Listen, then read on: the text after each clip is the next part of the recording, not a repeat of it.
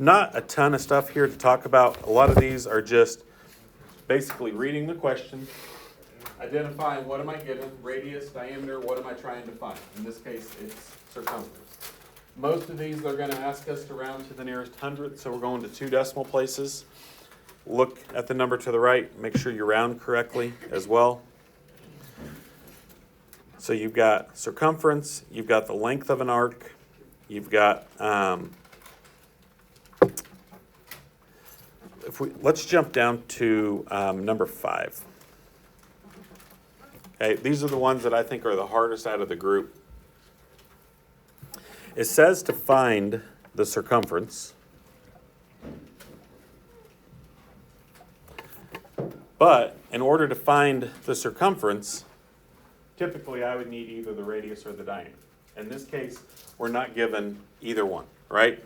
So if I am not given that, there's 2 ways to do it. One way we talked about is you could work backwards to find the radius or the diameter. Or what I showed you was the easier way, I think, is to set up a proportion.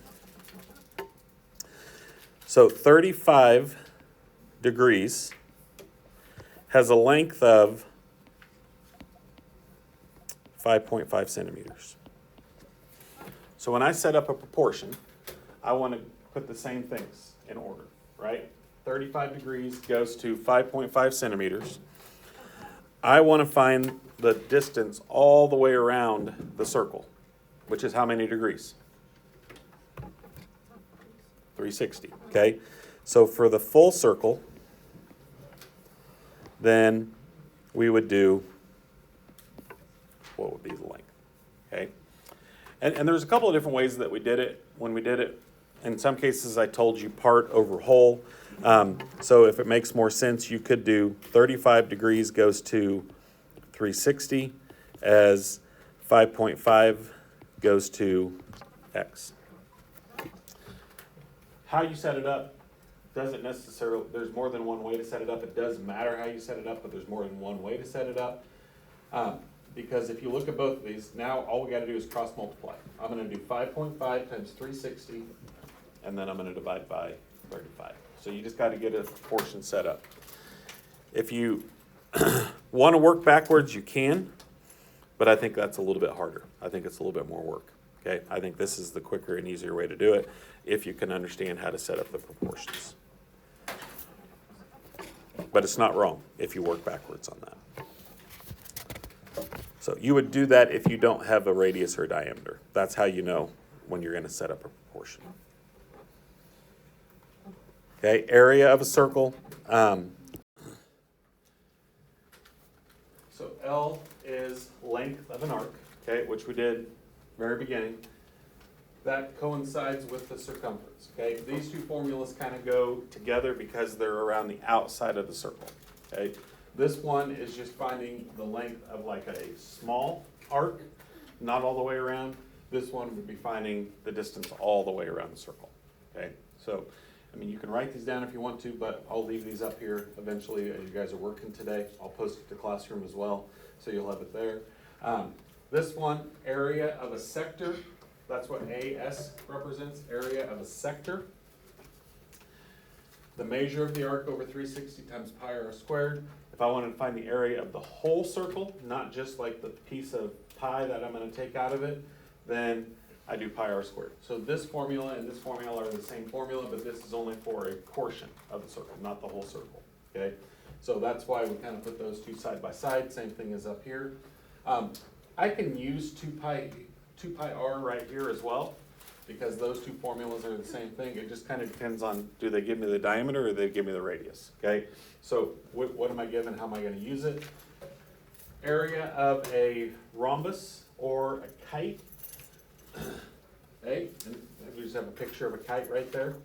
Is you got to know what the D represents. D represents diagonal, so it's diagonal 1 times diagonal 2. It's the one we did the other day. And then the one we did yesterday is 1/2 times the apothem times the perimeter. So you're going to have to know what the letters represent. You just have to know how to use them, okay? And have to be able to plug them in. The other 2 things that we put down here are your special triangles. your Pythagorean theorem, and SOHCAHTOA. Okay, that'll be on there as well. If you want to use your special triangles tomorrow, you can. Okay, if you have them and you located them yesterday, you're welcome to use them.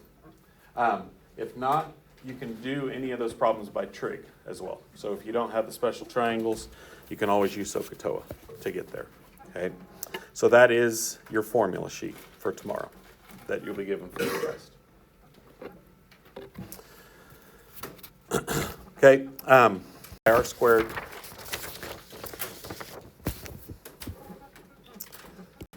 Here's your formula sheet. If you need to refer up to that, I'll keep that up on the screen for you.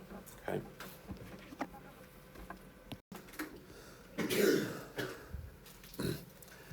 On number 8, just be careful. They give us the diameter, okay? But when I find the area, what do I need to know? There's only one formula for area, which is what?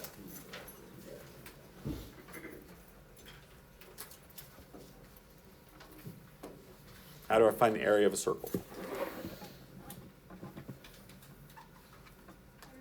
Pi r squared, okay? Don't plug 16 into the formula. You have to plug in the radius. Radius is half the diameter. So my radius is 8. 8's the number I'm going to plug in, okay? If you don't take the time to read it carefully, then you're going to put the wrong number into the formula and you will get the wrong answer. So take time there. Okay, here it says find the area of the small sector. That would be the red one or the pink one. And then number 10 says the large sector. So those two might look like the same problem, but one's the small one, one's the big one. Same picture, finding different information. Okay, area of a kite. These two kind of go together. This is the one that is 1/2 times d1 times d2. Same formula, two different figures. One's a kite, one's a rhombus. Okay, 13, we're looking for angles. 14,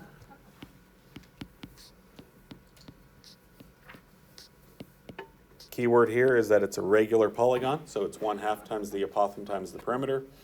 So that's all the things that we talked about yesterday. You got to find the apothem, you got to find the perimeter, you got to know what they are, plug them in.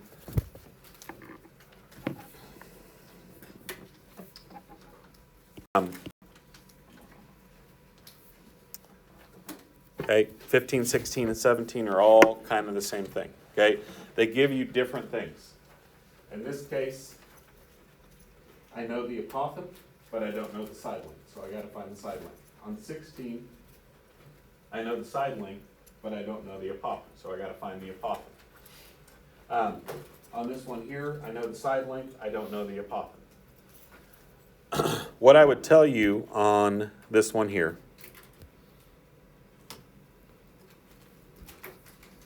if I were to draw in a triangle here, and basically what you have here is you have two triangles. You have the big triangle that's formed, and then I'm going to draw in the apothem. This one, we do not know the apothem, so we got to find the apothem. And kind of like what we talked about yesterday, I like to use parentheses to kind of separate the apothem and the perimeter and input the information that we know. So on number 17, we know the side length is 6.84. This is the side. How many sides are in that picture?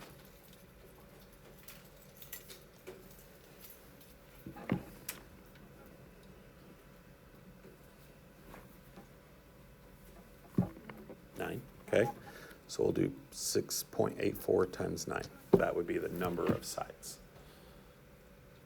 Okay, so on that one, the perimeter is pretty easy.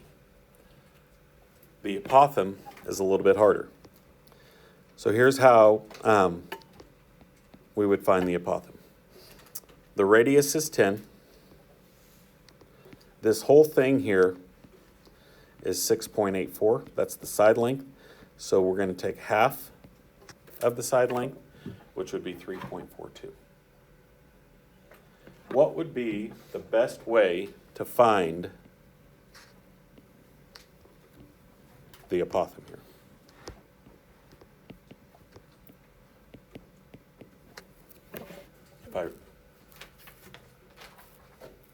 What do you think? Somebody say something. You could do SOHCAHTOA. I think there's an even easier way.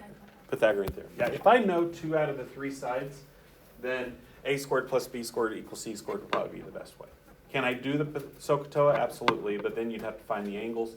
If I use Pythagorean theorem, I don't have to find the angles. So it'd be one less thing that you have to try to find.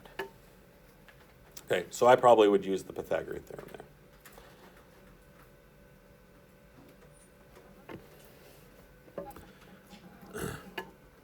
Okay, on 18 and 19, we had some problems like this on big ideas. I had some people ask me about them. Make sure you know how to do those, right? We're looking for the area of the shaded region. So we got to take the area of the big figure minus the area of the unshaded region, whichever that is, okay? Like, so here, this is a square, because the sides are the same length. I'm going to take the area of the square minus, and then we got 4 circles. So you're going to have to find out what the radius of that circle is.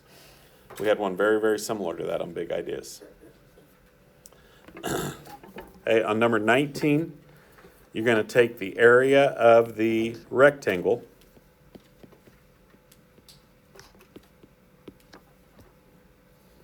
minus the area of the semicircle, which is half of a circle. And the reason why that's key is because, are we going to use pi r squared? Yeah, but we're going to use half of pi r squared. So you can't forget to take half. That's probably the thing that we forget the most. Yeah, I think you had one like this on big ideas too that had a half circle on both sides. So it ended up being a full circle because you had 2 halves that were taken out of it. This one only has 1 half taken out, not both. So it's just a half circle that you're taking out. Okay, here's what I would tell you. This number right here is the length of a side. So what would the radius of the circle be here? 2, okay? The radius of the circle would be 2.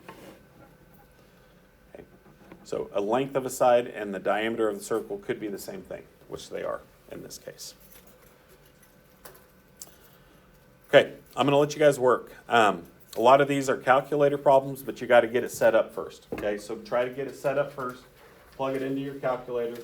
I'm going to post the answers to yesterday's so you can kind of check those to see how you did on those.